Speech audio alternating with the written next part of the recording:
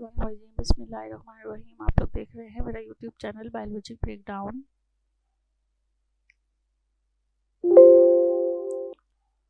हम क्लास 10 के unit number 15 को डिस्कस कर रहे हैं, जिसमें आज हमारा टॉपिक है artificial selection. Artificial selection is the process of selecting genetically improved and domesticated plant. Artificial से आपको जो है वो अंदाज़ा हो जाना चाहिए।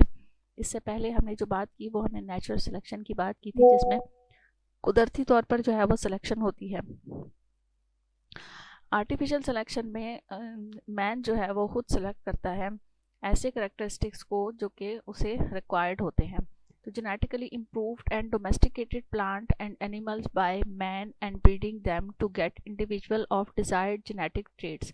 अपनी मर्जी के ट्रेड्स हासिल करने के लिए एक मैन जो है यानी खुद से ह्यूमन बींग्स जो है वो ब्रीडिंग करवाते हैं एनिमल्स के दरमियान में, ताकि उन्हें ऐसे करेक्टरिस्टिक्स जो वो चाहते हैं वो हासिल हो सकें।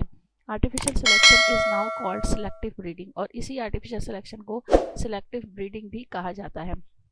There are two methods to produce plants and animals with desirable traits. Number one is selection and number two is hybridization. दो तरीके होते हैं अगर आपने प्लांट्स के अंदर अपनी मर्जी के करेक्टरिस्टिक्स हासिल करने हैं या फिर एनिमल्स के अंदर अपनी मर्जी के करेक्टरिस्टिक्स हासिल करने हैं। उनको हासिल करने के लिए दो मेथड्स होते हैं जिनके ज़रिए से ये आर्टिफिशियल सिलेक्शन जो है वो की जाती है। Improving plants by selection. Selection is used to produce plants with desired traits and farmers have been doing this for centuries. किसान जो है वो इस चीज़ को बहुत अरसे से जो है वो इस प्रैक्टिस में है या इसे बहुत ज़्यादा इस्तेमाल कर रहे हैं कि जो उन्हें अपने डिज़ायर्ड करेक्टरिस्टिक्स, जो डिज़ायर्ड ट्रेड्स हैं, जो वो ट्रेड्स जो कि वो चाहते हैं हासिल कर सकें, वो उनकी जो है वो सिलेक्शन करते हैं। And they often select traits that will make the plants grow faster, grow larger, or resistant to drought. और वो हमेशा जो है वो ऐसे प्लांट्स को सिलेक्ट करते हैं जो कि तेज़ी से ग्रो हो सकें, ज़्यादा क्वांटिटी में ग्रो हों, और ऐसे प्लांट्स हों जो कि रेजिस्टेंट हों खुश्क साली जिसे ड्रॉट कहते हैं, यानी जहाँ पानी कम हो वहाँ पर भी जो है वो बहुत अच्छी तरह से ग्रो हो सके। आपको जो है वो कुछ पॉइंट्स बताए गए हैं जिसमें ये बताया गया है कि artificial selection produce crops with higher yields. अगर क्रॉप्स के अंदर आर्टिफिशियल सिलेक्शन की जाती है तो उसमें जो है वो किस तरह से सिलेक्शन होती है।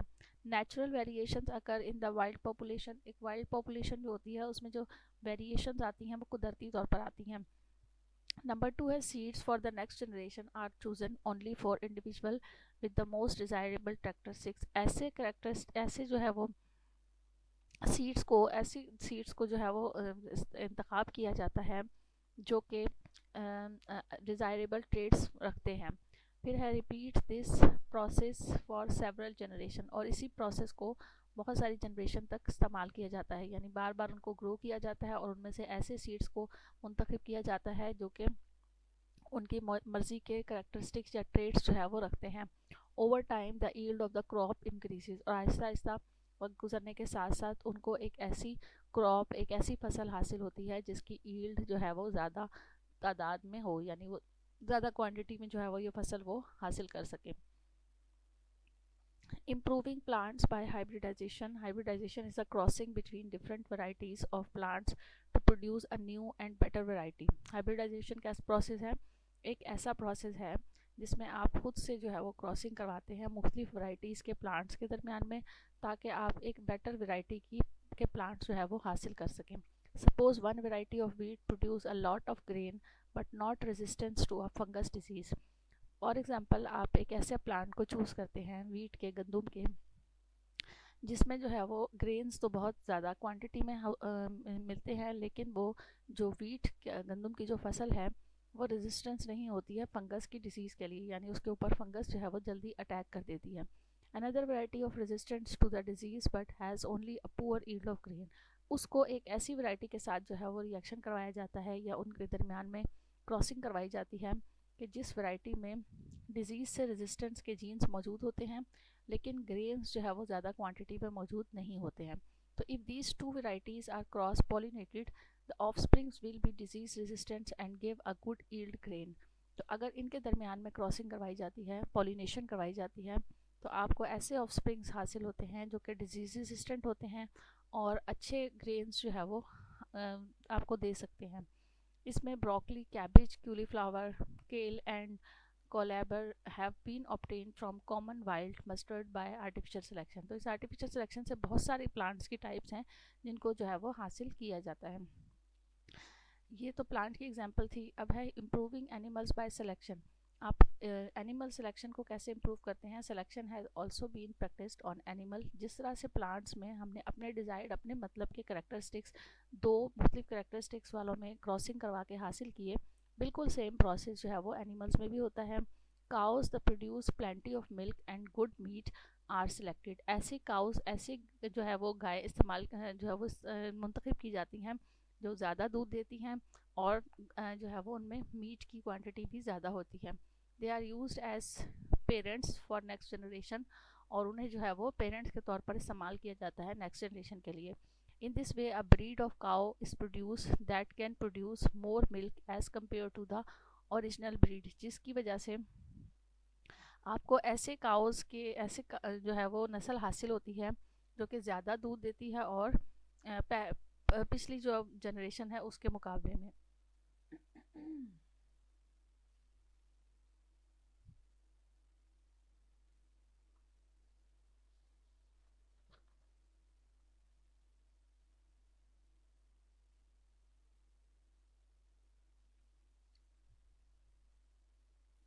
Improving animal by hybridization. Hybridization is also practiced in animals. By hybridization, improved varieties of goat, buffalo, cow, and ox have been produced. For example, Nili Ravi buffalo, Jersey Sahiwal cow and Dhani aux.